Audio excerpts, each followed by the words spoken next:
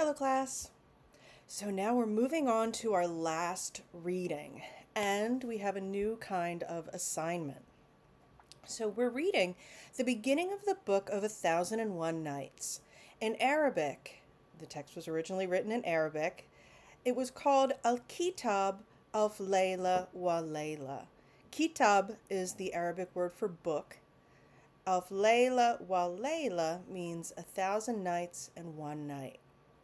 This book was first discovered in a Syrian library by a French ethnographer, and his translation of the tales into French and then later into English made them very popular throughout Western Europe. The book, however, does not contain 1,001 stories. In fact, this number is a figure of speech. In Arabic, to say Alf Layla wa Layla, it means 1,000 nights and one night. It refers to something that keeps going and going. This text is like a storytelling machine.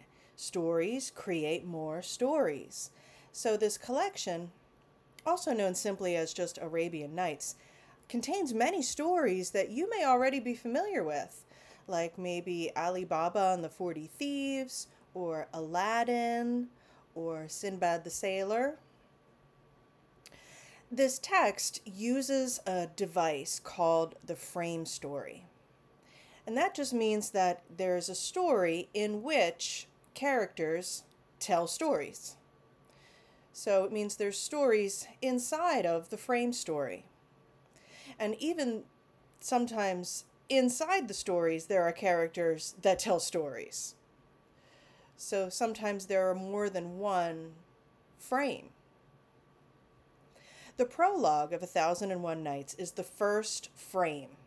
So in it, we see the story of King Shahryar and his brother Shahzaman, who both find out that their wives were cheating on them. After leaving home, they encounter another woman who also cheats on her very overprotective demon husband. And so these two men just lose their faith in women, and King Shahryar decides that he will only marry virgins and then kill his wife the next day so that he will never be cheated on again. And so here comes our heroine storyteller, Shahrazad. She is the vizier's daughter. Now, a vizier or a vizier is like an assistant to the king. So she tells her father that she insists on marrying the king. So what do you think her father's reaction is? Well, of course he says no. He tells her two stories to try to demonstrate this lesson to her. He tells her the tale of the ox and the donkey and the tale of the merchant and the wife. These stories do not persuade Shahrazad, and she still marries King Shahryar. So now her life is at risk because the king usually kills his new wife the very next day. She has a plan, however. She will tell the king stories at night and then leave them hanging the next day. So that way the king wants to know what happens, and he lets her survive one more day. The story Shahrazad tells him that we will read is the story of the merchant and the demon.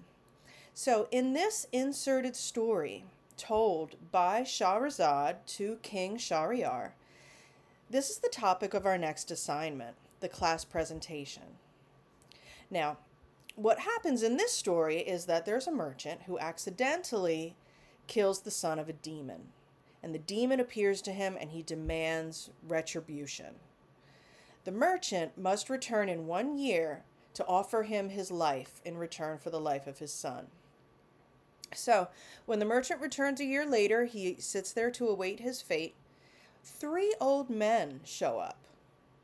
They each tell a fantastic story in exchange for part of the merchant's life. So, the old men's stories, notice this is a story within a story within a story. These old men's stories, each of the men is offered 1/3 of the merchant's life in exchange for a good story. These men's stories essentially save the life of the merchant from the vengeful demon. So for the class presentation, here is your question. What are the lessons that Shahryar might learn from Shahrazad's story, The Tale of the Merchant and the Demon? What do you think are the lessons that Shahrazad may be trying to teach King Shahryar with her stories? In particular, with the story of the Merchant and the Demon. Remember, this story also contains characters that tell stories, right? Each of the three old men tell a story. So keep in mind the lessons that each of their stories may have as well. What do you think Shahrazad is teaching her king by telling him these stories?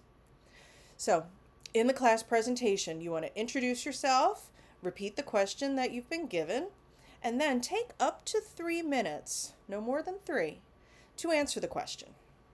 So just like we did with the discussion questions, make sure you use evidence from the reading to support your answer. Stick to just the sections we read for this class, and show me that you read and understood it. So, say for instance you want to say that Shahrazad is teaching Shahryar how to be merciful. Show me where in The Merchant and the Demon we see someone being merciful or teaching about mercy. When you provide enough evidence for your argument, then at the end of your presentation, it's time for you to lead the discussion. So at the end of the presentation, you want to leave us with 3 good discussion questions about our reading in 1001 Nights. So these questions may ask your classmates to reflect on the reading and relate it to their own lives. Maybe ask what they would do in certain situations. Maybe you could ask us to think about the representation of women in the story.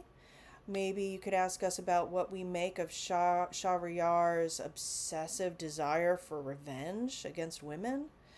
In any case, give us 3 questions to start a discussion. And then, as part of the presentation grade, you also want to respond to 3 other students' 3 questions. So this is ultimately a class discussion that you are leading. Overall, you want to present your original ideas about the reading and lead the rest of us in a discussion.